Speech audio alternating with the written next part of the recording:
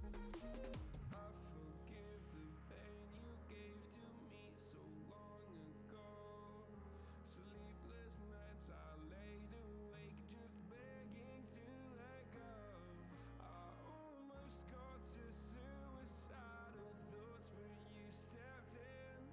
An angel sent from heaven showed me how to live again. Now I'm falling and I can't see the ground. Can we stop this gravity? It keeps bringing me down. I can't breathe and I don't wanna die. Can we stop this gravity? 'Cause I don't wanna say goodbye.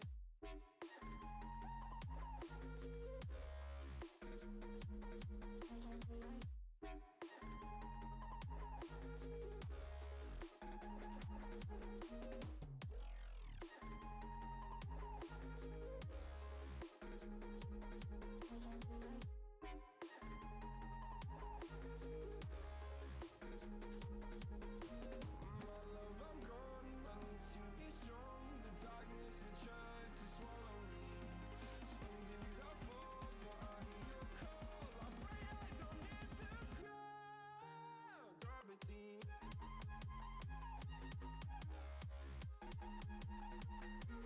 Gravity.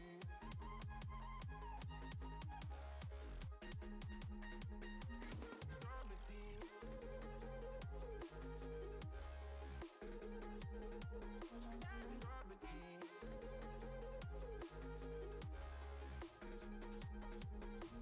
Gravity.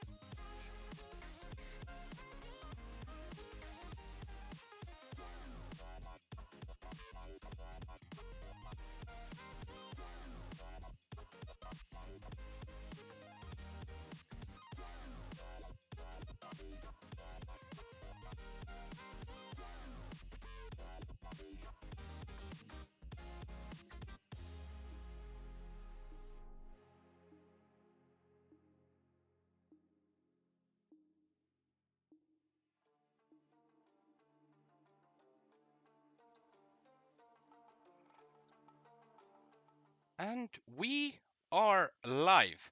Welcome back to Esports Vikings podcast. And luckily, we've been able to manage some more guests to star in our stream. Today, we have Mr.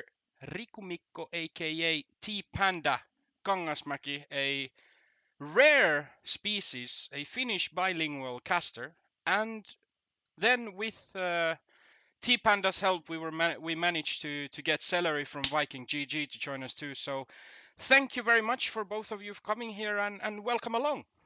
Thank you. It's a pleasure to be here. Yeah, thanks for having us. It's actually pretty surprising anybody would join us, but well, thank you guys. It's safe I'm to sure.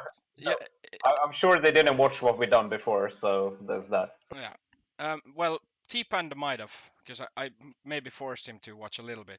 But as you can see, Seleri does not have a webcam, but we won't let that my brain just died. We won't. Yeah, it's not gonna bother us. Yeah. At least you can hear me. It's Yeah. more important to hear me than to see me. Yeah. We're also promoting some vegan stuff here, so that's good. Okay, so first question first. Is your nickname Seleri because you are vegan? No, my nickname has been Celery for a long time. It actually comes from the Pokemon game, where there's a Pokemon called Celebi. And first my nickname was Celebi, but then at one point, when I stopped playing Pokemon, and I changed it to something that sounded similar, just a bit different spelling. All right. So it actually has nothing to do with the vegetable. Yeah, I thought that you changed your nickname because you wouldn't get sued by Game Freak. Yeah, that was my first thought. Thought, oh no. No, I don't know. I like the sound of it. It's good. Easy to pronounce.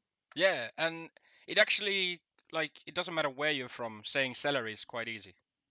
I think the R is the only my real name is Melchior, and I realized this is pretty hard to pronounce, so I want a nickname that's easy at least. That suits good. I mean, it's a bit similar story that we had with Havu Gaming, the Finnish, now Variety Esports organization. They wanted something Finnish, but that's still easy to pronounce, and Havu was the summarum. So I think it's good. So moving on from the story behind the nicknames, you've been with Viking GG for about 6 months now. Am I correct? Yeah, been in contact with them a little bit longer, but playing for about 7 months. You are the position 5 player and the captain of the team. I'm not sure, so just to clarify, are you also drafting? No, I was at the start, but at one point our coach started drafting, so I could focus on playing more. All right. We all give input on a draft. Yeah. One thing that I noticed is that you play Keeper of the Light. Not that much as your other signature heroes like Snapfire, Chen, and Enchantress, but I am a Keeper of the Light main. I praise Kotal on every single point whenever I can. So can you please now tell me, how do you find playing Keeper of the Light on the highest level of Dota? I'll be honest, I was forced to play it. Thank God. Every single fucking time. I mean, hey, Teemu, you're fucking sick, and everybody knows it. Nobody fucking likes playing keeper, okay? Like, come on. Like, Celery even tells you that, you know? Come on. I don't know. I mean, I would say it's an easy hero to play really good if you understand the game, because your spells are. I mean, I don't know. It's not easy. It's just a different hero. It's not my type of hero because your ult is so long cooldown. It's your only stun. Yeah. I feel like I'm just a walking ult, giving people mana. My biggest contribution in the fight is pressing ult and then saying, "I refresh your spells," and then I stand there. It's like, I don't like that. But like maybe it's obviously I'm a pleb, so I'm a pub noob. So I can't really relate to your Keeper of the Light experiences because when I'm playing Kotal, especially on some pubs, and I feel like I can tear new assholes to some people, but that's probably because I've played 200 games with it and no one else touches it probably. But I just like the mana and then the blinding light because you can zone out enemies so easily during laning stage. Yeah, it's a pretty cool hero. It's probably just the heroes that I like to play are like Chen and Enchantress. So then when you play Coddle, it's so nothing different to do in terms of gameplay. Yeah, I mean, it's not like Chen, it's Coddle's fault.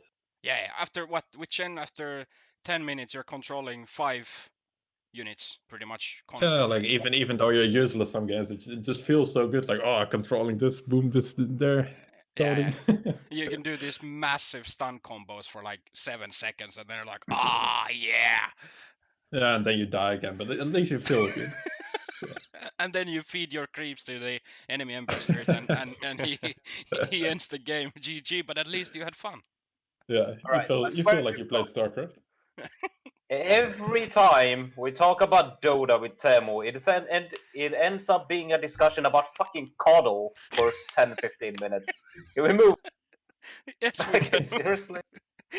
I mean, Gandalf does have his unique things. Like he's a very unique hero in a sense as well. So everyone likes to like pick a hero that either resembles themselves somehow, or just has these cool features to bring. But I kind of agree that he is somewhat like one-dimensional. Throw your ult and then you just stand there and look cool.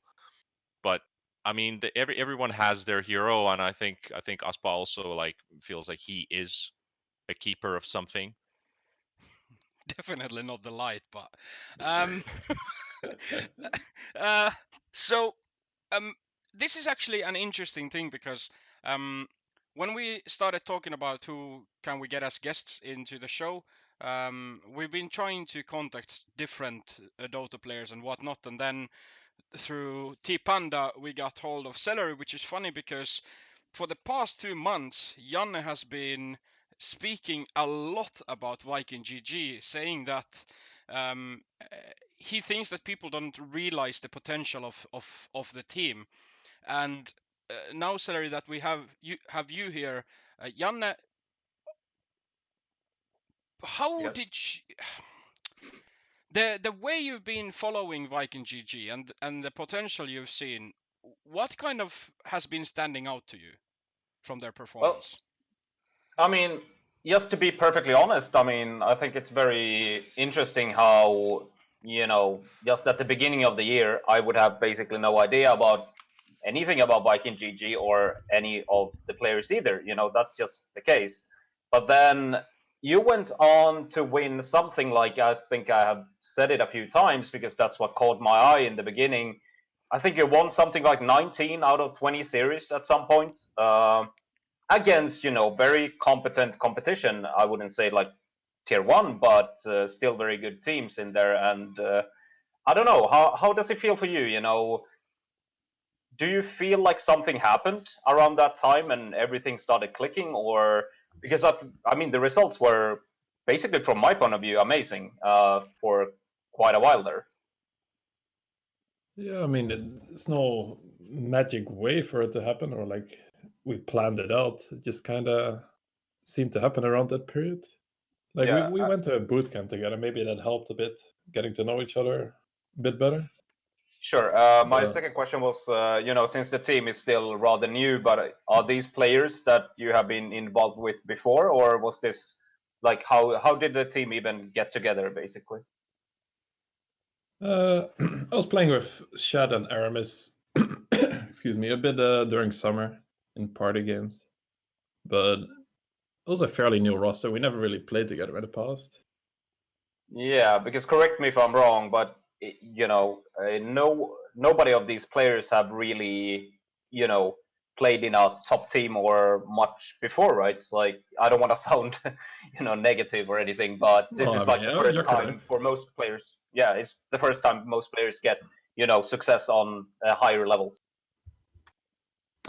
Yeah, I don't know. I think we got a bit lucky as well with having a good coach and organization to help us. Because you feel, I don't know, there's just a bit less pressure. It's a bit hard to put in the same amount of effort when you're not winning yet, when you're just practicing. You don't have an org to back you up. In our No, case, for sure. we even have a coach, so we don't even have to think about what we're going to analyze after games. Like if there's something useful, we can just straight look at it. I don't know, just a lot less time, I guess. I've done this in the past where you play your scrims and then afterwards you go through the replay yourself and you try to find if there was something useful. It takes so much time. It's not efficient at all. Like having a coach is a big help, I think. Is this the Well, first time you're actually playing with a professional coach? Like, is this the first time in your career when you're in a kind of secure lineup in a secure organization and everything is like handled professionally? Yeah, well, I've played on Unchained esports before, but this is like the first time like a proper lineup with a full-time coach as well helping us out, and I can really feel the difference. It's if you have a good coach, it's very useful. Because that was actually really interesting and to me now, because you mentioned the coach and the input that the coach has. So I get the feeling that you value and appreciate it like very, very much. Hearing how you emphasize it in your talks. Oh no, I mean he helps us a lot. He was a really good Dota player as well, so it's not like he's some low-ranked coach. Like he was very high in the ranks. Now he's a bit lower ranked, still immortal though. Yeah. Around 1500. You can just feel like he can give input on anything, like gameplay, behavior as well, how we behave with each other. Like if you play a lot, you get annoyed with each other sometimes. I think it's very helpful to have a 6-man like outside that can help as well. Because if you play so much in a month, like I just take a look. Like last month, we played 86 official games. Like you're gonna get annoyed at each other sometimes. Like Yeah. Sure. I was that's how it actually goes. going to mention that exactly that you're probably one of the teams that has played the most games lately, like the past few months. It's it's a whole lot of games. It's kind of crazy because I watch a lot of Dota and I feel like almost every single day I go in and I'm like, what's going on today? And it's Viking GG is up there with like 2-3 kills a day or something, which is pretty crazy. But I also want to ask, because you had your fair share of success. I would say. And now lately you've been playing, on paper at least, a different kind of caliber of teams. You've been playing against the best teams out there. Like you've been playing Secret and Alliance and OG and whatnot. So do you think there's a big change for you, or like how does it feel to play these teams? Because in the beginning of your run, you were playing, more unknown teams. Is there like a how does it feel to play these teams who are like on a world class level? I guess. It's a lot of fun to play them. But for the teams that are a bit below the level, let me quickly do it. Like I don't think they should be underrated. The teams like that we play in the other tournaments like Namiga, Cyber Legacy, Team Empire Hope. Like these teams are really not that much worse than the tier 1 teams. Like of course, Secret is better than all of us in these tournaments. No, sure. I mean, I think that what you're saying has been pretty obvious lately as well. There's been a lot of these teams that you mentioned are upsetting, teams that are counted as tier 1 teams of the world. It's Yeah. really close. That's very obvious. Sometimes you see some like when it stomps or like close games in these tier 2 tournaments, you see some people say like 3-2 or they're throwing. Practically everyone is trying extremely hard to win these tournaments. So if you try really hard as well, you have some success. It does mean something in these tournaments because everyone is trying really hard to grind these tournaments and improve from them. I think that's why we learned a lot from them as well. It's not easy to play. So here's another aspect to this. T-Panda, you've known Seleri for a while already now, right? Yeah, we go back maybe 2 years, bit under 2 years. So not longer. So maybe. In these 2 years, you've been watching your friend's career evolve. How have you seen his development from where he was when you met him the first time and to this point, as a player and as a personality? Oh, I'm very happy to see Panda cast at the highest level now. I think at TI it's gonna be, if it happens, it's gonna be a lot of fun. Yeah, like I think Celery Celery belongs to like this really small bunch of people who've been grinding their way and are kind of at the breaking point between if you want to set bars between tier 1 and tier 2, there's a lot of these players that when I started my casting career 2.5 years ago, those guys were still playing $2,000 tournaments. And now maybe 5 to 10 of those players are now playing regularly in the big boy leagues. And I think Seleri also belongs into that stack as well, because the first time, I don't even remember the first time when I actually got like into contact with Seleri, but I remember you played with at least Unchained Esports, and that was one team that really like caught my attention. And you were playing with a completely different roster back in the day. And the funny thing is that I always thought Seleri was more of a 4 player than a 5 player. And then Seleri told me I'm a 4.5 player. So it's like, okay, like he does a bit of both. So the way that these guys have developed from back then to this day, the improvement, of course, has been massive. But it's always been about finding the right players around you and the people you like to play with and people you feel like you can achieve things.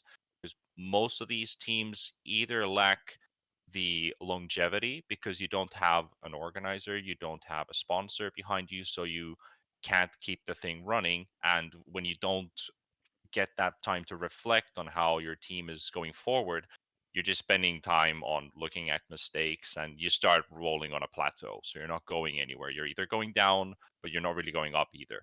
You're just staying at the level where you are. And especially in the EU scene, I think Celery can also approve of this. A lot there was this mentality that EU rosters won't last longer than 2 months. There was the same players in different teams with 4 players of the previous roster plus 1. Then we had 3 players of one roster. The guys who got left out would make a roster together. Then you would see these same guys make a 5th team in like 6 months, and there would always be that one new player. And they just keep it was this that EU stacks would not stay together for very long. And Celery's been through that phase as well. You've been to several different stacks before, and from Unchained Esports into Viking GG, you also had a couple roster changes with some players. You had Tanner at one point as well, who was like a striking player for like all the viewers and all the talent, and everyone was getting interested in, well, what is this team like? Who is this guy? Then Tanner leaves the roster, and you still manage to get yourself a really dynamic 5 stack to get things working out. And then you just, I don't know how you guys did it, but you just pulled off this really great run of just success, but still having the time to reflect on the past and how you guys have done then, how you're doing right now, and what's your future goal as well. So you have actually time to look at those when your team starts to succeed.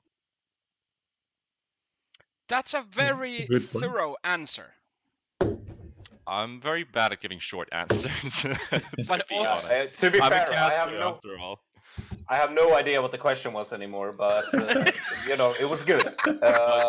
I kind of wanted to add in that I do think it's kind of an interesting situation in EU Dota where we had the same teams be the tier 1 teams for years and years.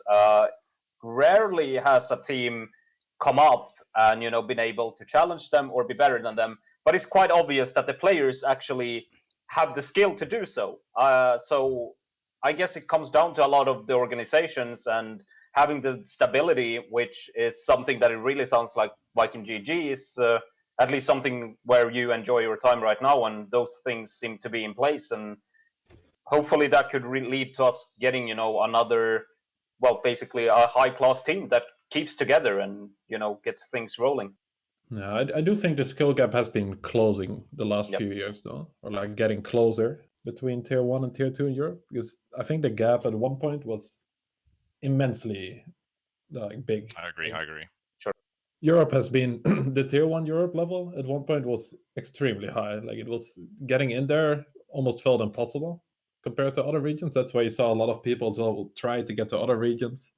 Like you've seen some Europe players. What comes to mind is Skeeter and Beaver going to South America to try to get some success there. Because it felt in Europe you're just bashing your head against the wall. Like that's honestly what it felt like at one point with the level of tier 1 teams. But it's been closing now. Like you said, like especially now, it feels like the skill level is definitely there for tier 2 teams. You just need a bit of luck as well. Need to get a good org, get some roster together that stays together. And then there's definitely a shot. And from this, I want to travel a bit back in time, about a month. When you placed third in the ESL1 LA online, you fell on the playoffs, in the lower bracket finals against OG, but that was kind of the performance that really put you on the map.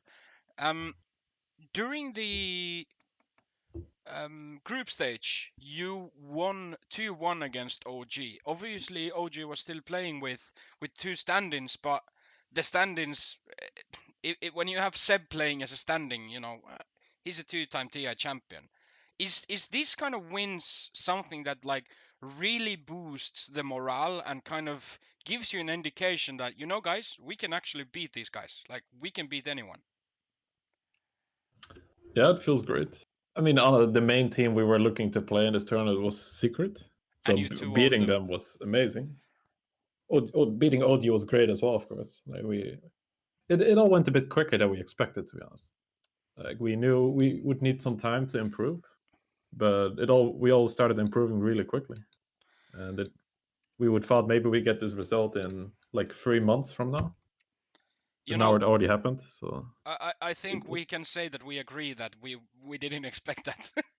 It was a big surprise. It was kind of close though at one point as well against Alliance, when we could still see our inconsistencies, when we almost lost in the third game against Alliance because of some silly Roche decisions and mistakes.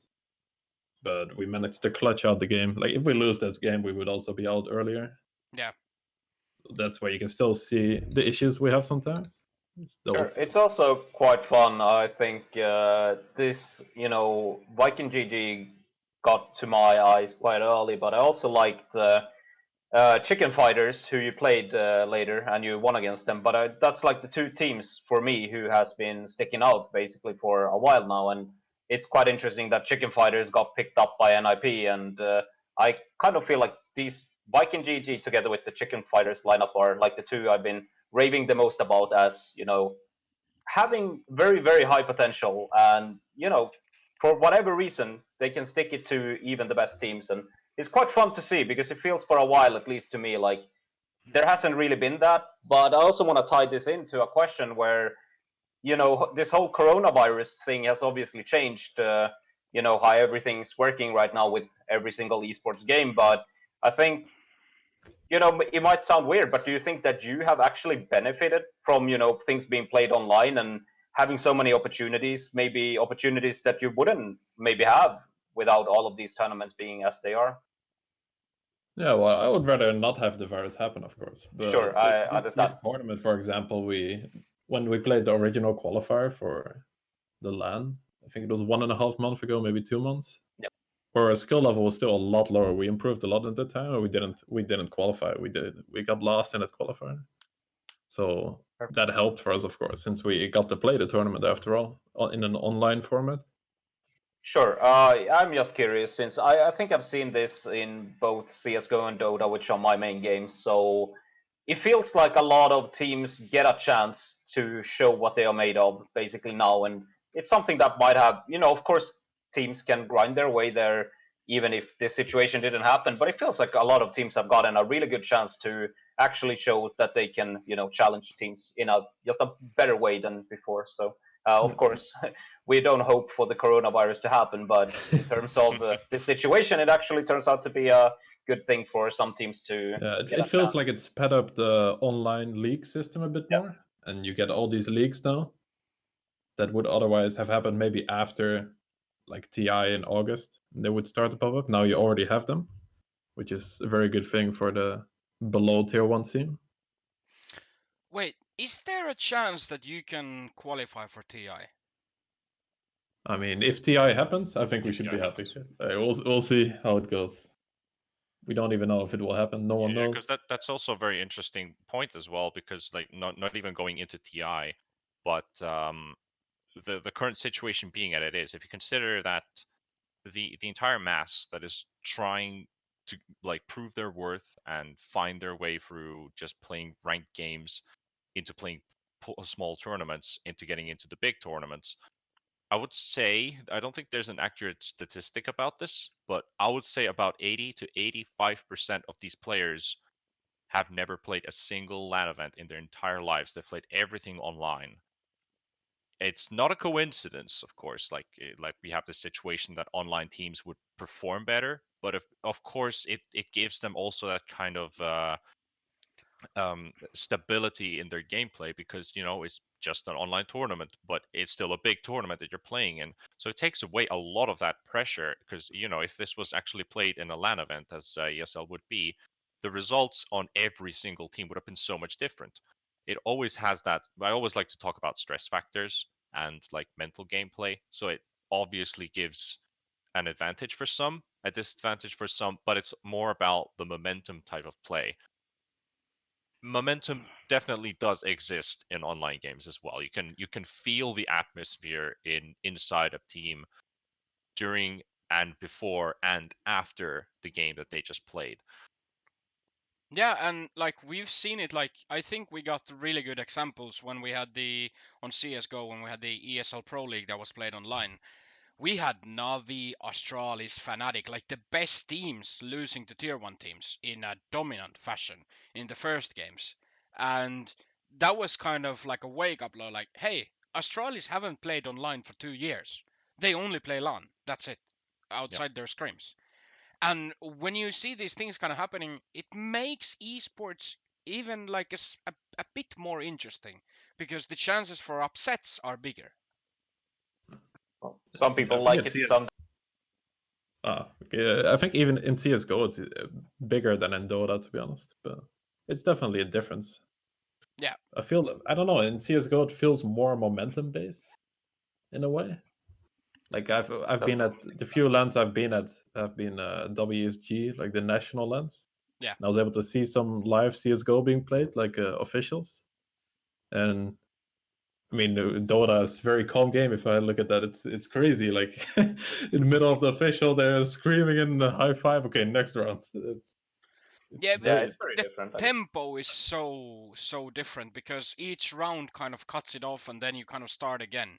And when you get like the over and over. momentum, yeah, when you get the tempo and the momentum running, it's actually funny the way like the best teams are using their timeouts, is that they use their timeouts to break the other team's momentum. So if you lose, like you win 5 straight and then you lose 1, you take a timeout, not because you need it, but just because you kill the opponent's momentum before they get their hype up, and they can kind of like surf on the high wave.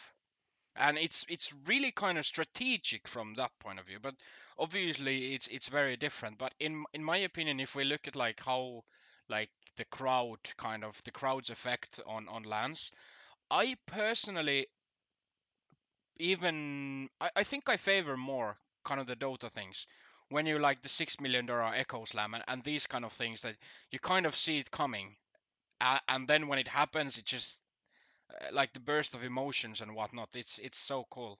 But obviously, casters have a really big effect on this.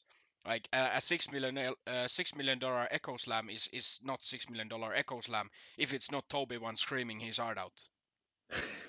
Like Yeah, these casters are kind of very things. important. Yeah. And like the call that Seb had with OD Pixel, I mean, that's one that we're gonna remember. Everybody who follows Dota is going to remember it for the rest of their days. And this is kind of like what I love about the dynamics when it comes to the players playing the game, and then you have the casters, which is kind of if we involve Mr. Panda here a little bit, um, how, like, where does it come from? How do you, is it just a gut feeling when you need to go out? Because obviously, like, especially with casters who have not much experience yet, you can hear that sometimes their tempo is not what it should be, especially with game like Dota, which is really kind of a long ass build up towards the end. And then sometimes you have these finals like last TI's, the last final that you secret just liquid no yeah, liquid just GG's out when there's nothing really happening because they just lost the game. But as a caster, how do you pace yourself? Well, there's a few things to it. I'll try and keep my answers short. You guys don't like long answers, but it's sometimes it's a gut feeling, but that's not usually something that you want to rely on or go with, because then it just tells you that you're not either comfortable with the situation, you're not very experienced with what you're about to see, and that you don't necessarily react in the proper fashion, because you might have heard some casters might grab into a situation where somebody gets like a kill and they scream their heart out, and it's like, well, there was nothing special to it, you just got a kill. Is that the right moment you want to highlight? And I for example, on my personal experience, I would like to, it doesn't happen every game, but I try and take a goal that there's going to be a highlight at some point of the game. And if I want that highlight to be memorized, I need to add the contrast and the whole story drama build up towards that moment. So say for example we have a mid-game fight, and before that it's been a farm fest, and then we see a 3-man black hole, we see a Naga song coming in, catching 4 people, and the whole setup. Then you realize that, oh man, shit's about to happen, and then you start building it up because you know that this is coming out of nowhere, and it surprises the caster as well. It surprises the players as well. Like, oh shit, we just got caught. And then you start building your reactions. You start making really quick decisions. You start building up your speech, and you just jump into the situation, and you get the idea that you are about to like witness something crazy that the players are giving us to show. It's a show business. You want to make the players look good. You want to make the organizations and the coaches and everything look good. It's not about you. It's about making the play. And that's most important here as a caster, is you are representing the people doing the great plays on the field. It's not about you contribute to it, you're the guy making it, but it's not about you, it's about the people on the field. That's a very thorough and a really nice answer. No, it wasn't too long. He tried, man. I tried. I probably skipped the entire question as well, but there are so many complex things to casting that some things you just learn. You can take examples by watching VOD reviews, for example. I do them sometimes myself, so I analyze on stream why I'm doing this, why I'm talking about it, how am I talking about it, what reason is behind this. Am I trying to look for something outside of the screen that I'm seeing, like a player here when I'm focused here in the middle? And if there's something that I forgot to mention, that should be worth mentioning. So I've tried to improve myself through that as well, that I always look at VODs. Some casters can't listen to their own voice when they look at VOD reviews, and they can't really do that. But I tend to do that a lot because I'm comfortable with my own voice. Some people hate it, some people love it. And I'm happy with my voice. Well, to be fair, you have a quite manly voice for your figure. Yeah, I'm a skinny boy. I know. Can go really low if you want Seleri... me to. Seleri, we know we're way over your time. Do you want to answer one more before we let you go, or? Yeah, go for it. Okay, so, as a player, you've been playing on some lands, but let's make a hypothetical scenario where it can be main stage on TI or a major final, but when I know that it's mainly soundproof, but you hear sound things through. As a player, do you feel more pressure, or can you enjoy it when you hear the roars and the casters going nuts? Like, can you feed on the energy around you, or like where is kind of the point on going, like letting the pressure affect you too much, and on how to just suck it in and kind of feel the moment and live it and enjoy it to the best of your ability? I mean, the lands I've been to don't have the biggest crowds. Like, it doesn't compare to a major or TI, so maybe that's a different experience. But the main thing that could pressure me, honestly, is I don't know. It's mostly like my teammates or my coach. Like if they're watching behind my back, that would be something that maybe pressures me. It's like what some viewer thinks doesn't really matter to me. But if my teammate thinks I'm playing very bad, then that actually affects me. Yeah. Because I respect their opinion. And someone I don't know, if they think, oh, that was a bad play or anything really, it's just less of I don't know how to put it. But It's not so maybe meaningful. if I'm at TI, I'll shiver and I'll have 20 deaths. We'll have to see. Just like always remember that when you're on the main stage and someone asks you, what do you feel like playing? Keeper of the light. I'll keep it in mind. Okay, perfect. Seleri, thank you so much for joining us. It's been an absolute pleasure. I know that your schedule is really tight. We already talked way over that what you agreed on. So thank you very much for joining us. I hope you enjoyed it as much as I and hopefully others It did. was a lot of fun. Thanks for having me, and I'll be looking forward to the T-Panda masterclass in casting. I'll definitely look into it. I'd love to cast one of your games someday as well. It's been a while. Okay, Yeah. maybe last Saturday, but it's been a while. it's been a while. All right. With that said, Right. we're gonna let Celery go, and then we're concentrate on more of this casting scene. So one more time, thank you very much, and hope you have a great day. Yep. See you later, guys. See you, man. Ciao. See ya. So I probably would have had like 100 questions actually lined up, but obviously we don't have time for all of them. Very interesting though. I like once again. Well, now he left, but seriously, Viking GG's run is really, really cool to follow right now, and definitely hope they can continue.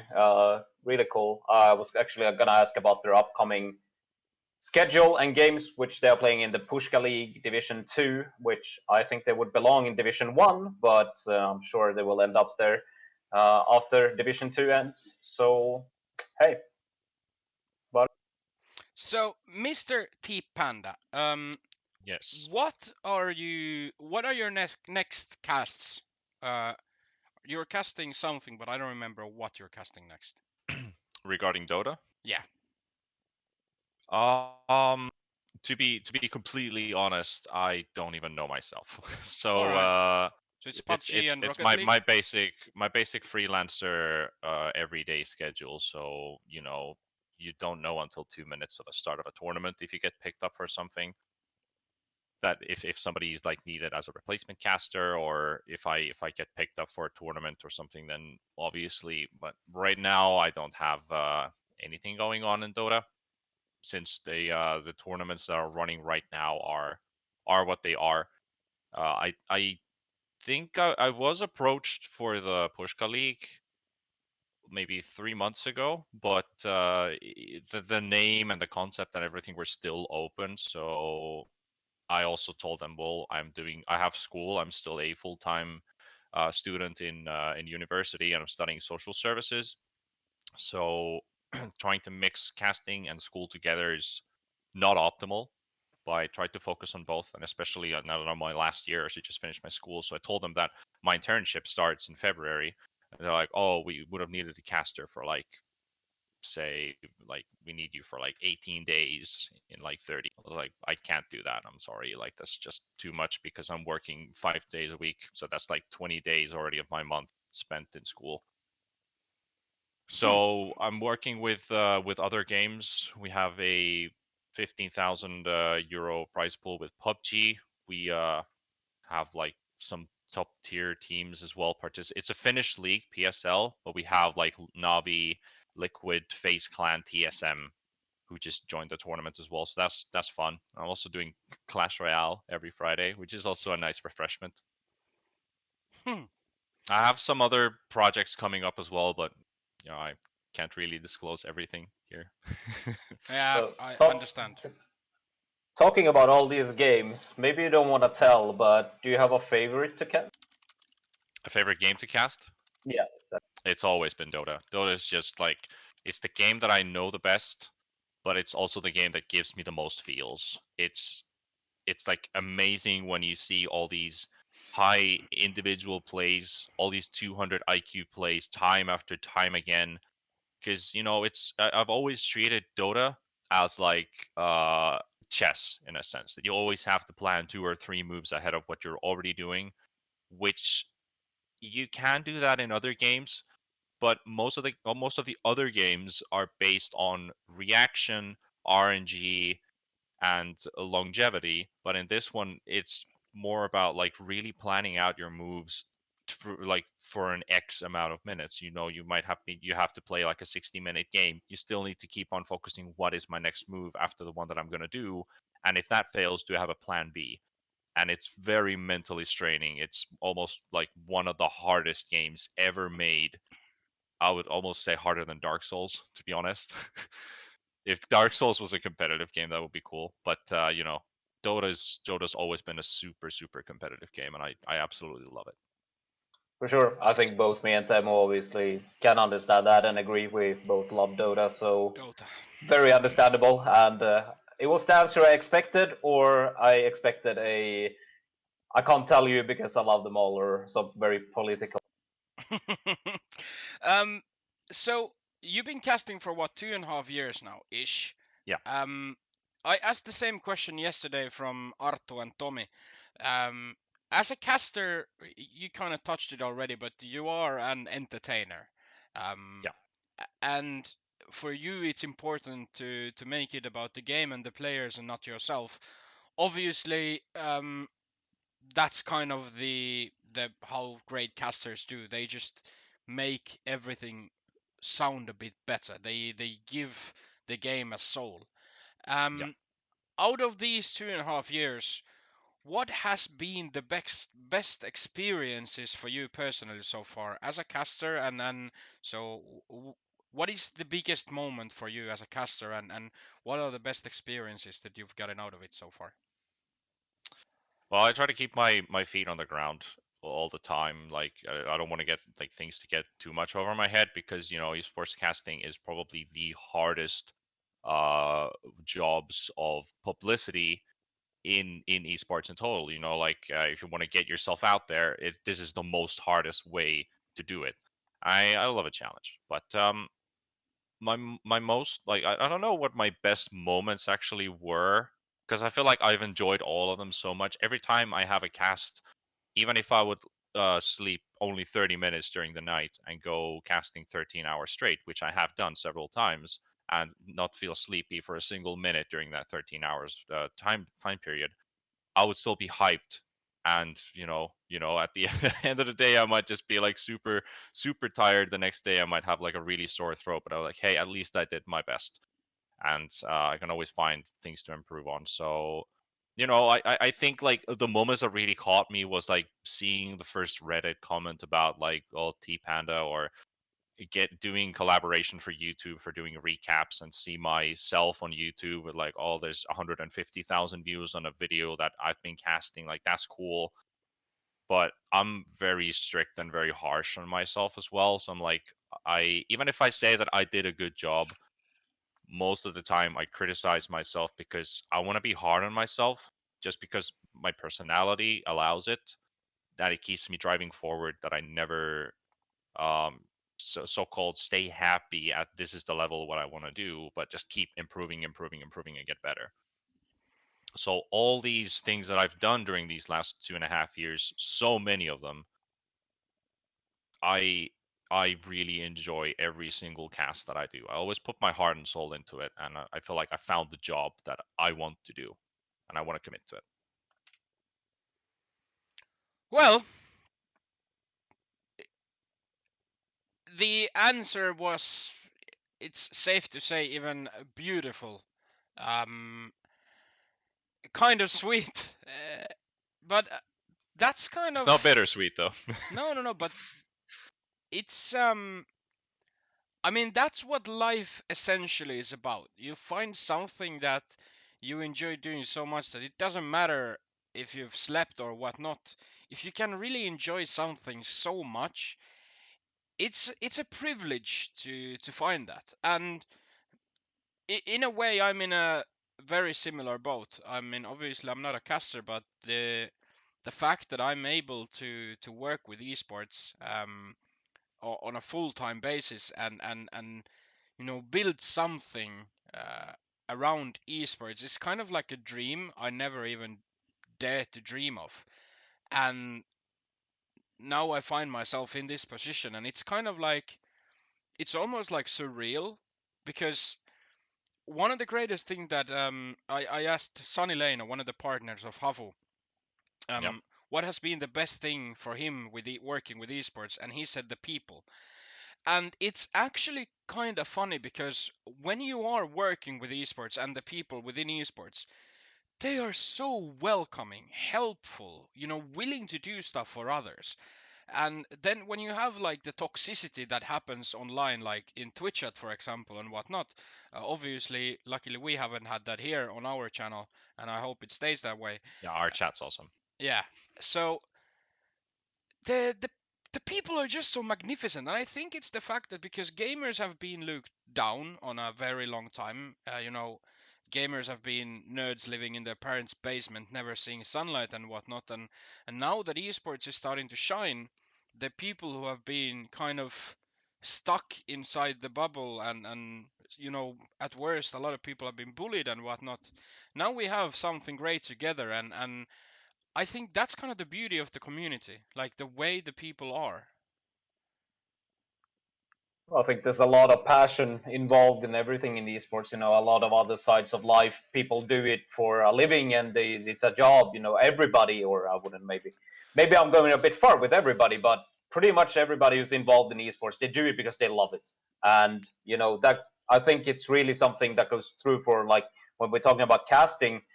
I mean, there's no way you're gonna make it in casting if you don't love it. I mean, I'm pretty sure every single person who's ever made it, they love what they're doing, and like T-Panda said, I mean, not even getting sleep and going up and still loving doing it. That's probably what it takes, but it's also the reason you're there, and it's the way to success as well. So I don't know. Esports is a very very different area from other sides of life, I guess, but it's nice to be part of it.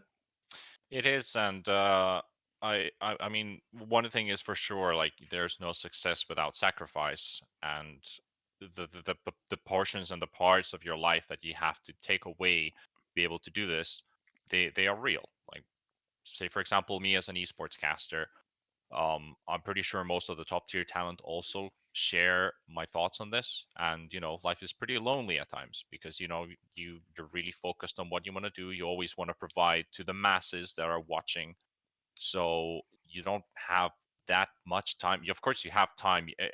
Every case, every time you have the possibility to spend with your friends, or like if you have friends, because most of us don't, and some people are really hated as well for what they do, but they still keep on doing it. And like, so even with the social distancing going on, we're lone wolves. We're used to like sitting on our PCs, and we're happy with this.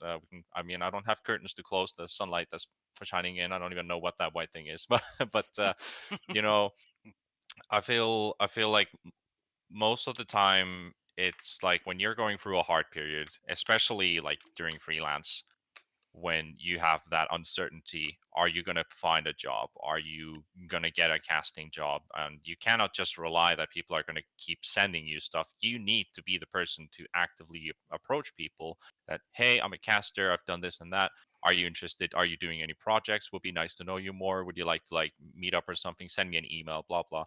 A lot of contacting is involved, and most of the time you never get responded back. So you're like lacking on a lot of uh, real contact as well, because it's work work work most of the time. So if you don't have anything to like kind of relieve your social pressure on, it can really tear people down very hard, and depression is a real thing as well. That's There are the dark sides, of course, to a very happy topic, I know. yeah, I mean, it's actually really interesting. It's obviously not completely the same thing, but a few years back, this was still when I was living in Finland. I was going through some harder patch in my life, and I found sanctuary in World of Warcraft. And as a side product, because I was playing like on average maybe 16 hours a day, you get pretty good at it. And I found myself in a place where I was, well, on PvE I was amongst the best in the world in my own role and position. And I realized that I went a year and a half by going out once a week just to go to the grocery store, and then I was inside playing video games, and it would have never happened if I didn't sacrifice basically my social life and everything else around it and not to Yeah. get there. So um being a caster, how many professional casters you have? Like, let's say in Dota you have maybe 30 professional organizations, something like that. I don't know the accurate number for it. I could think 40, 50 maybe. Okay. Of which like the top 20 are probably the ones that sustain themselves. Yeah. So let's say that there are maybe few hundred professional players, and or maybe 100 pros, and then few hundred semi-pros and whatnot. How many casters do we have that can actually make their living out of casting just Dota? It's not many. Yeah, it's a very small amount.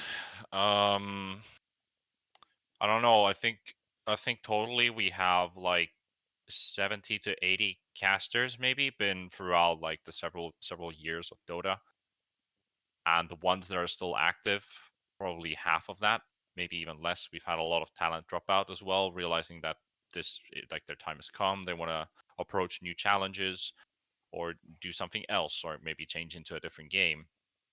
And I think in Dota, the ones that sustain themselves are really the actual top tier. So it applies to the same in the same way as the players do. So I would almost say the top 5%, the top 10% are the people that sustain themselves and earn more than that, so that you can cover your basic living and Yeah. still be able to sustain it, because most of us are freelancers, where we have to plan like several months ahead.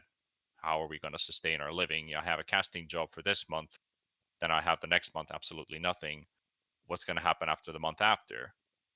Can I pay my rent? Can I buy my food and stuff? So most of us don't have that full support to like keep the or like to just to keep it going. So a very small percent. So you've actually, out of all the routes you could have chosen, you chose one of the hardest ones. Yeah, I love the challenge. Stubborn little man, are you? I mean, you said it yourself. We do it for a passion. We do it for a reason, and you honestly can't build something proper if you don't commit to it, and you don't have. I mean, anyone can do it if you just keep pushing yourself. I mean, obviously, most people do it; they never make it, but you have 0% chance if you don't try. Yeah. So what I'm doing here basically is, who knows if things really start to roll out in the coming year. It might be 2 years. We'll see in 3 years if I'm still in the business or not. But right now, I love every single opportunity I get. I give myself 150% every time I'm in front of camera, or if I'm only by audio. And I want to see how far I can go. All right. Let's go to Happy Place again. I know that you're really kind of subtle and you love all things living and everything electric, so whatnot. But let's now create a scenario. Um, I would assume that the place would be TI for you. So let's say it's TI, and let's say it's TI 2023, and you're casting the TI final. Who are you casting with? Who's your analyst next to you? And give me two teams and their lineups. What is the ultimate TI grand final that you would be casting? This is so paint the skyline, so to speak. Make it as pretty as you want. Oh boy. Did you say 2023? Yeah, or So we in can say TI in 2021. 3 years. Yeah, it Probably can easier. it can be next year, so it's easier. So we have the current players. Next year, whatever. all right. All right. Wow, that's actually a really hard question. Yeah. Where to start? Like, of course, TI Helsinki. Let's start with that. So a proper esports event in Finland would be absolutely fantastic. Anywhere in Europe overall, like we have Sweden. Of course, we have to get in Finland the next year. Obviously, we're not losing this race, so we are always competing with each other. I don't know. I feel like the the entire desk and the panel desk and all the other casters and stuff around the whole setup, me having the co-caster for an event. I don't know. We made a promise with I'm not sure if you know this nice Spanish guy called the Swordfish, and we made a promise in LA last year. So I was casting Warcraft 3 and Clash Royale for WCG World Cyber Games, and we made a promise that we would both be in the same TI one day. I was like, we shook hands, we made a promise, and we're like, hell yeah, let's do it. Let's go for it. So I don't know if we would fit as a caster duo, but I would love to see him like being the panel host because he's so energetic. You know, Spanish guys, they're so much full of love. They're so enthusiastic. They talk really fast. So he would be great for a host there and having the people around him. I really don't know which names to throw in here, but he's definitely one that I would love to have there. Man, players and GoCaster. Wow. Why do I have like Okay, you could a choose bee just two buzzing in my lineups. ears? Two lineups.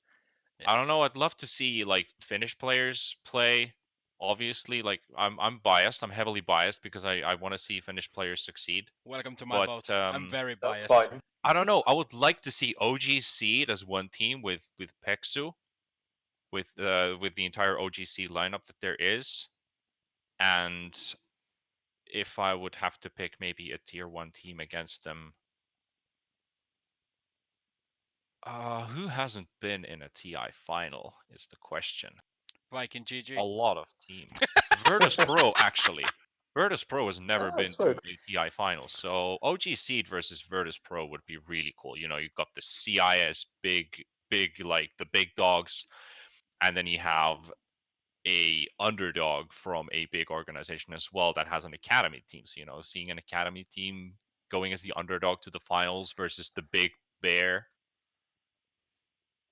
I would kind of like to have Kips as my co-caster. We've had a lot of fun with her. She's a great analyst. She does bring a lot of like in-depth stuff into games as well. And honestly, I have to say, I've been struggling to find a co-caster for several years. So having that dynamic duo with someone, I feel like I'm bonding really well with Kips. But I don't know if there was someone from the actual tier 1 scene to be there with me, like Fogged or someone. Man, that'd be sick. Well, That'd be absolutely this sick. is hypothetical scenario, so you can pick Hypothetical whatever. scenario, of course. So you can pick. So you pick Fogged. I'll go with Fogged. I'll go with me and Fogged casting OG Seed versus Virtus Pro in Helsinki 2021. All right. That's a pretty. Satisfied? confirmed. Yeah, that's pretty good.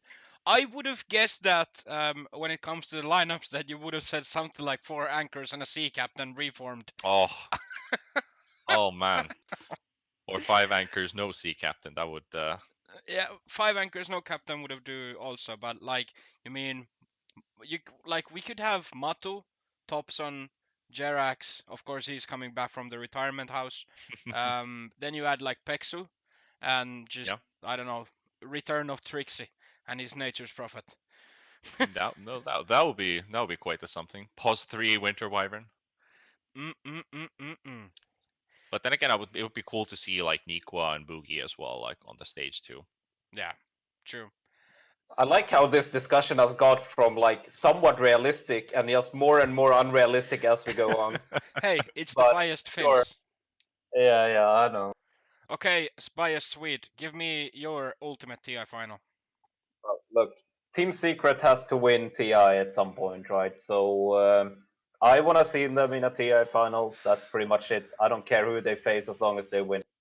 Yeah, I'm biased too. I love Team Secret. I've done for a long time, and I'm not bandwagoning. I promise. I actually liked them when they were shit.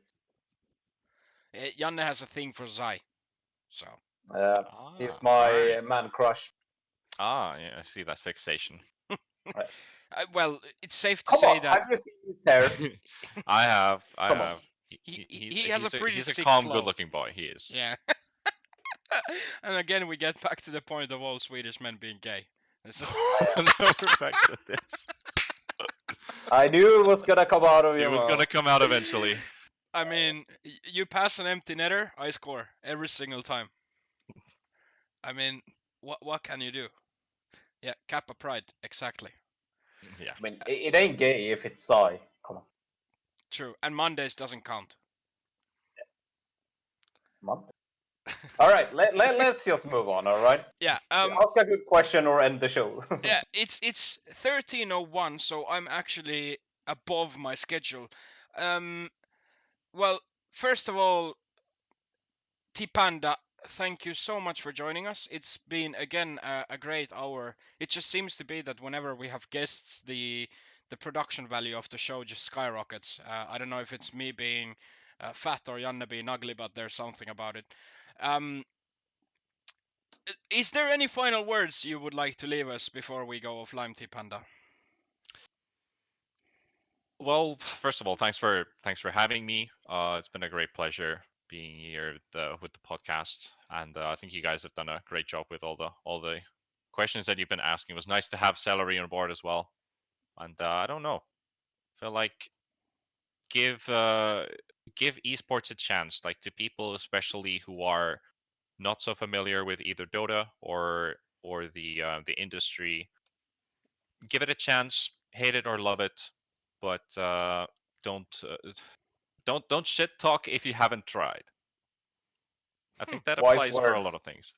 Yes. Yeah, I was gonna say that applies to everything in life, by the way. All right. So for those watching, thank you for watching. Janne, always a pleasure. T-Panda, I'm pretty sure we're gonna hear more from you in the future. 2021 TI final in Helsinki. We're gonna make I it hope happen. so. I'm looking Yeah. forward. Looking forward to seeing OG Seed in the final against VP. If this actually happens, I don't even know what to say to that, you know. But anyway, it's been a great hour. So thank you for watching. Have a great afternoon, and I hope to see you tomorrow. Ciao, ciao.